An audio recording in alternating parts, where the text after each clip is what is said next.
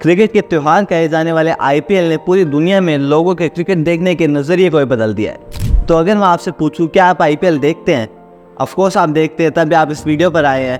पर क्या आपको ये पता है कि आपका फेवरेट आईपीएल पैसे कैसे कमाता है, इसका बिजनेस मॉडल क्या है? तो अगर नहीं पता तो don't worry, to be honest इस वीडियो को रिसर्च करने से पहले मुझे भी नहीं पता था। बट इस चीज़ की मैं आपको गारंटी दे सकता हूँ कि इस वीडियो के एंड होने तक आप सब कुछ बिल्कुल अच्छे से समझ जाएंगे। बट आईपीएल की बिजनेस मॉडल को समझने से पहले हमें ये जानना चाहिए कि आईपीएल स्टार्ट कैसे हुआ था, इसकी हिस्ट्री क्या है। तो चलिए उसी से शुरुआत करते हैं। तो ये कहा जाता है कि आईपीएल का आइडिया उसी के जैसे एक टूर्नामेंट आईसीएल से लिया गया है, जिसे एक प्राइवेट कंपनी जी एंटरटेनमेंट ने 2007 में शुरू किया था। But BCCI Indian national players को इस आईसीएल में खेलते देख खुश नहीं थी। इवन उसने तो ये अनाउंसमेंट भी कर दी थी कि जो भी नेशनल प्लेयर आईसीएल में खेलेगा वो उसके बाद इंडियन टीम में नहीं खेल पाएगा। अब नेशनल प्लेयर्स को तो रोक दिया, पर अब डोमेस्टिक प्लेयर्स का क्या, उन्हें कैसे रोके? तो बीसीसीआई ने उनकी भी सैलरी बढ़ा दी ताकि वो भी इस आईसीएल लीग में ना खेले। इन शॉर्ट बीसीसीआई कोई भी ऐसी क्रिकेट लीग नहीं चाहती थी जो उसके कंट्रोल से बाहर हो, और इसीलिए 13 सितंबर 2007 को बीसीसीआई ने आईसीएल जैसे सिमिलर कॉन्सेप्ट आईपीएल को अनाउंस किया और अप्रैल 2008 से इसके पहले सीजन की शुरुआत हुई। हालांकि ललित मोदी जो उस टाइम पर बीसीसीआई के वाइस प्रेसिडेंट थे, उन्होंने आईसीएल से इंस्पायर होकर आईपीएल बनाने की सुर्खियों को डिनाई कर दिया था। और अब क्योंकि आईसीएल को उसका रिक्वायर्ड अटेंशन नहीं मिल पा रहा था, तो अपने 2 सीजन होस्ट करने के बाद 2009 में वो बंद हो जाता है और आईपीएल इंडिया की सिंगल डोमिनेटिंग क्रिकेट लीग बन जाती है। सो अब जानते हैं what is the business model of IPL and how IPL teams earn money. First of all let me clear one thing कि बीसीसीआई एक प्राइवेट एंटिटी है जो पूरे इंडियन क्रिकेट को रेगुलेट करती है, और इंडियन गवर्नमेंट का इसके रेगुलेशन और रेवेन्यू शेयरिंग में कोई रोल नहीं है। तो बीसीसीआई, ब्रॉडकास्टर्स, स्पॉन्सर्स और आईपीएल टीम्स, ये 4 मेन पिलर्स है आईपीएल के बिजनेस मॉडल के। अब बीसीसीआई क्या है वो तो आपको पता है, एक ऐसी अथॉरिटी जो पूरे इंडियन क्रिकेट को रेगुलेट करती है। दूसरे आते हैं ब्रॉडकास्टर्स, यानी ऐसे टीवी चैनल्स या प्लेटफॉर्म्स जहां आप आईपीएल देखते हैं। लाइक प्रेजेंट कॉन्टेक्स्ट में बात करें तो star sports and Jio cinema. फिर है स्पॉन्सर्स, यानी वो प्राइवेट कंपनीज जो आईपीएल की टीम्स को स्पॉन्सर करती है। बेसिकली आईपीएल के मैच के दौरान आपको जिस कंपनी के ऐड देखने को मिलते हैं वो स्पॉन्सर्स है। And last but not the least IPL teams. तो आईपीएल टीम्स को जनरली कोई प्राइवेट कंपनी या कोई प्राइवेट इंडिविजुअल ओन करते हैं, लाइक केकेआर को शाहरुख खान और एमआई को रिलायंस। तो आप जानते हैं कि बीसीसीआई आईपीएल से पैसा कैसे कमाता है। तो ऐसे 2 मेन सोर्सेस है जहां से बीसीसीआई के पास पैसा आता है। Number 1 is sponsors. तो ये तो हम सब जानते हैं कि काफ़ी सारी नेशनल और इंटरनेशनल कंपनीज आईपीएल में अपने एड्स चलाती है, और ऐसे में 2 मेन तरह के स्पॉन्सर्स होते हैं जो बीसीसीआई को अपने ब्रांड को प्रमोट करने के लिए पैसे देते हैं। पहला है टाइटल स्पॉन्सर। तो टाइटल स्पॉन्सर वो होते हैं जिनका नाम आईपीएल से पहले जोड़ा जाता है, like Tata IPL, Vivo IPL, और कंपनीज इसके लिए बीसीसीआई को अच्छा खासा अमाउंट पे करती है।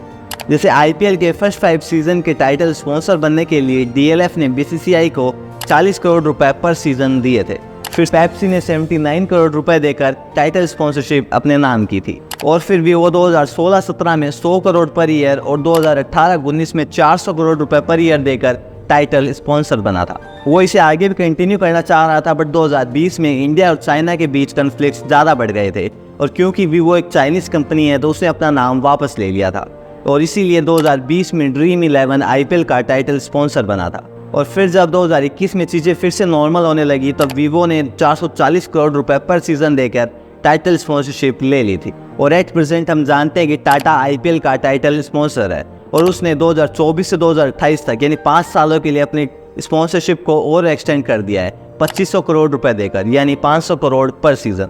तो ये तो थे टाइटल स्पॉन्सर्स। अब दूसरे तरह के स्पॉन्सर जिनसे बीसीसीआई पैसे कमाता है वो है ऑफिशियल स्पॉन्सर्स। तो ये वो कंपनीज होती है जो आईपीएल की छोटी छोटी चीज़ों को स्पॉन्सर करती है। लाइक आपने देखा होगा CEAT tyre, strategic time out, dream 11, game changer of the match, CRED power play etcetera. तो ये सारे ऑफिशियल स्पॉन्सर्स होते हैं। But there is something interesting कि बीसीसीआई टाइटल और ऑफिशियल स्पॉन्सर से जितना भी कमाता है उसका 50% तो खुद रखता है और बाकी का 50% सारी टीम्स में डिस्ट्रीब्यूट कर देता है। तो ये तो हो गए स्पॉन्सर्स। अब जानते हैं बीसीसीआई के पैसे कमाने के दूसरे सोर्स पर, और वो है ब्रॉडकास्टर्स। बीसीसीआई आईपीएल के मीडिया राइट्स बेचकर भी बहुत अच्छा खासा अमाउंट कमाता है। सोनी पहला ऐसा चैनल था जिस पर आईपीएल को ब्रॉडकास्ट किया गया था। उसने 2008 से 2017 तक के मीडिया राइट्स के लिए बीसीसीआई को 8,200 करोड़ रुपए दिए थे। इसके बाद स्टार स्पोर्ट्स ने 16,400 करोड़ रुपए देकर अगले 5 साल यानी 2018 से 2022 तक के मीडिया राइट्स खरीद लिए थे। फिर अगले 5 साल 2023 से 2027 तक के लिए फिर स्टार स्पोर्ट्स ने 23,575 करोड़ रुपए देकर ब्रॉडकास्टिंग राइट्स खरीद लिए थे।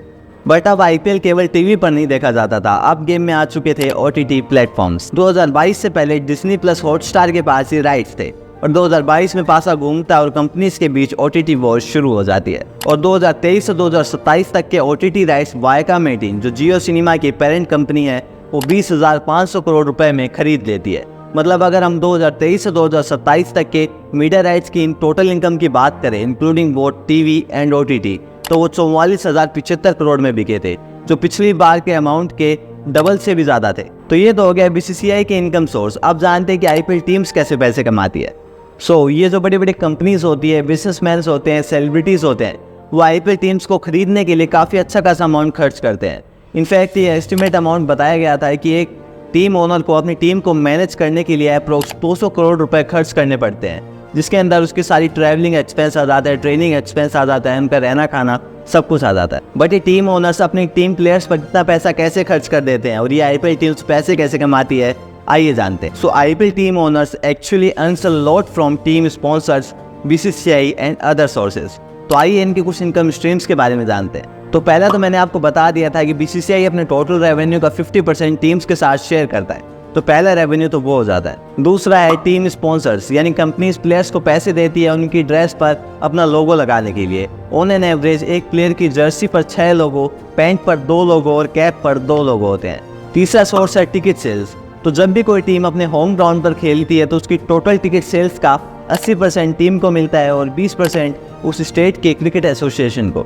जैसे मान लीजिए मुंबई इंडियंस वानखेड़े स्टेडियम में मैच खेल रही है, तो उस मैच में जितनी भी टिकट मिलेगी उसका 80% अमाउंट मुंबई इंडियंस को मिलेगा और बाकी का 20% महाराष्ट्र क्रिकेट बोर्ड को। नेक्स्ट इनकम स्ट्रीम है मर्चेंडाइज।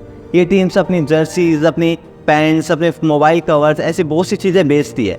तो जिस कंपनी की जितनी ज़्यादा ब्रांड वैल्यू होगी उतनी ज़्यादा पैसे को कमाती है। The last income stream is winning prize. IPL जीतने वाली टीम को 20 करोड़ रुपए मिलते हैं, रनर अप को 13 करोड़ मिलते हैं, क्वालिफाइड 2 में हारने वाली टीम को 7 करोड़ रुपए मिलते हैं और एलिमिनेटर में हारने वाली टीम को 6.5 करोड़ रुपए मिलते हैं। आज आईपीएल खुद इंडिया और इंडिया के बाहर एक ब्रांड बन गया है। जितना पैसा आईपीएल कमाता है उतना कोई भी क्रिकेट लीग नहीं कमाती है। The power of IPL is कि जिस दिन आईपीएल का मैच होता है उस दिन डेली शोज की टीआरपी कम हो जाती है। और ये कहना भी गलत नहीं होगा कि India is very lucky to have IPL. ये था मेरा आज का ये वीडियो। आई होप आपको वीडियो पसंद आया होगा। अगर आपको वीडियो पसंद आया तो इस वीडियो को लाइक करके इस चैनल को सब्सक्राइब कर लीजिए, क्योंकि आपके एक सब्सक्राइब से मुझे और वीडियोस बनाने का मोटिवेशन मिलता है।